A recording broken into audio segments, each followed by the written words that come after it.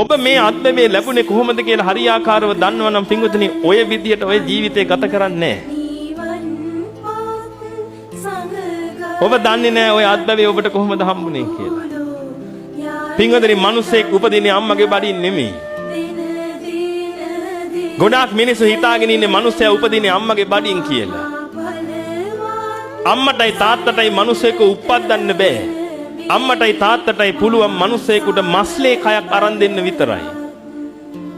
ඉපදීම කියන එක පින්වතුනි තනි කරම පූර්ණ කර්මජයි. කර්ම ශක්තියට අනුව තමයි ඉපදීම කියන එක සිද්ධ වෙන්නේ. සාරිපුත්‍රයන් වහන්සේ සත්‍ය විභංග සූත්‍රයේ පෙන්눔 කළ දෙනවා පින්වතුනි මිනිස්සෙක්ගේ උපත සිද්ධ වෙන හැටි. සත්වයේ උපත සිද්ධ වෙන හැටි.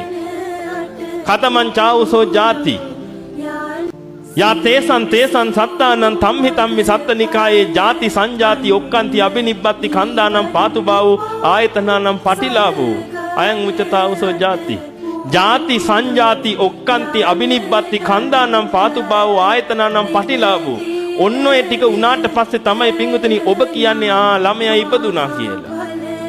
ඔතනට කලින් ගොඩක් ඒවා වෙලා තියෙනවා. ජාතිය කියන එක ලබලා ඉවරයි එතකොට. ජාතිය කියන එක පින්වතුනි පූර්ණ වශයෙන්ම කර්මජව සිද්ධ වෙන්නේ. එහෙනම් කර්මජව ඔබ ඔය කය ලැබුවට පස්සේ ඔබට කයවල් තියෙනවා 4ක්. කයවල් 4ක් තියෙනවා. ඔබට පේන්නේ මොකක් විතරද? එකයි. ඔය මස්ලේ කය විතරයි ඔබට පේන්නේ.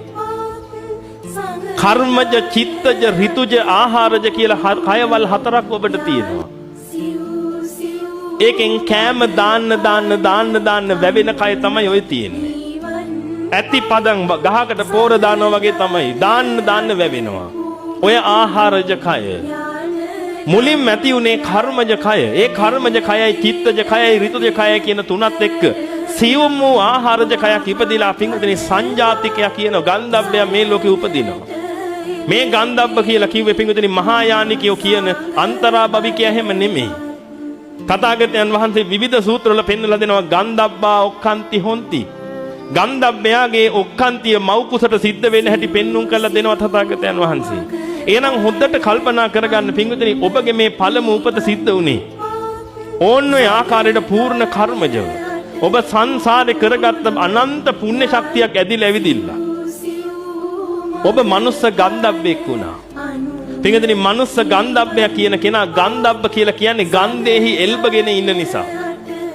සංසාරයේ තිස්සේ සිල්වත් ගතිගුණ වලින් හිටියනම් ආන්නේ කෙනා පින්වතුනි සීල සුගන්ධයේ එල්බගෙන ඉන්න නිසා ඒ ඉපදිච්ච ගන්ධබ්බයට මල් වල සුවඳ, ගෙඩි වල සුවඳ, පොතු වල සුවඳ, මුල් වල සුවඳ ආග්‍රහණය කරගෙන ඉන්න පුළුවන්. දුස්සීල දුර්ගන්ධේ නම් පැතිරෙන්නේ පින්වතුනි සංසාරයේ තිස්සේ මේ ඉපදෙන ගන්ධබ්බය දුස්සීල දුර්ගන්ධය නිසා ඒකට කෙල සොටු සෙම සරව මුත්‍ර මල ආදී වශයෙන් දේවල් වලින් පිට වෙන ගන්ධය විතරයි ආග්‍රහණයට එන්නේ. පින්වතුනි ඔබ ඔන්න ඔය දෙකෙන් එකක් තමයි ආග්‍රහණය කර ආවේ. ඔය ආග්‍රහණය කර ඉන්නකොට පින්වතුනි ඔබට ලොකු උමනාවක් ආවා මස්ලේ කයක් ගන්න.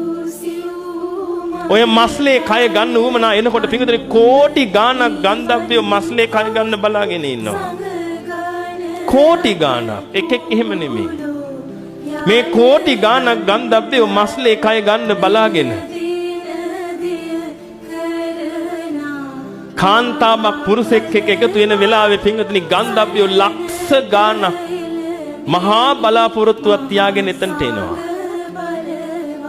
හැබැයි chance එක තියෙන එක්කෙනෙකුට විතරයි. පින්වතුනි ඔබ මේ මස්ලේ කය ඕනෙකමට කර්ම ශක්තිය ගැළපෙන හැම තැනකටම ගියා. ඒ හැම තැනකටම ගිහිල්ලා පින්වතුනි ඔබ මස්ලේ කයක බලාපොරොත්තුෙන් හිටියා. අවුරුදු කෝටි ගාණක් ඔබ හැරසරුවා පින්වතුනි ඔය විදිහට. අවුරුදු කෝටි ගාණක් යනකම් ඔබට හම්බුනේ නෑ මස්ලේ කය.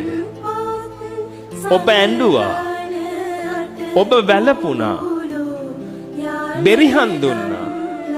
අනේ ඒකත් මට නැති වුණා කියලා කෑ ගැහුවා. එක අවස්ථාවක් ආවා. කර්ම ශක්තිය ගැළපිලා ඔබට යම් යුක්තානුවකට බැහැ ගන්න.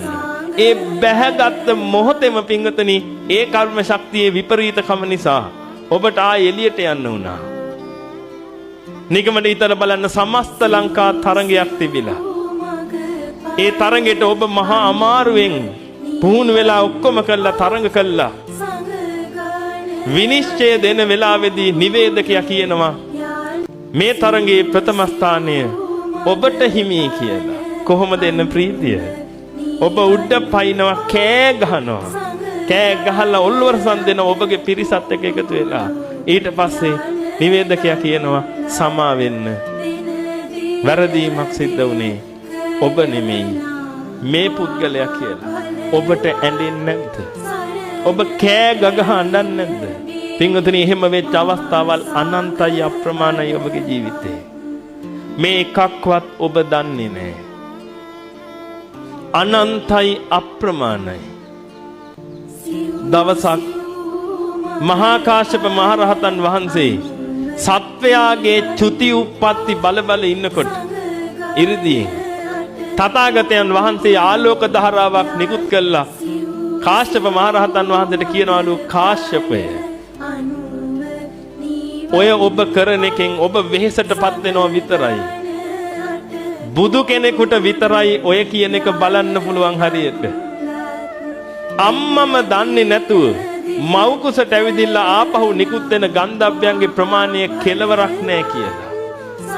අම්මා දන්නෙත් නැහැ ආවා ගියා කියලා. ඒ තරම් චුති උප්පත්ති සිද්ධ වෙනවා කියලා මේ මොහොතේ. එහෙනම් එහෙම එකක් ඔබට බලන්න බෑ ඔය අරිහත් ඇහෙන්. බුදු කෙනෙකුට විතරයි බලන්න පුළුවන් කියලා පින්විතනි ඔබටත් ওই ටික උදා වුණා.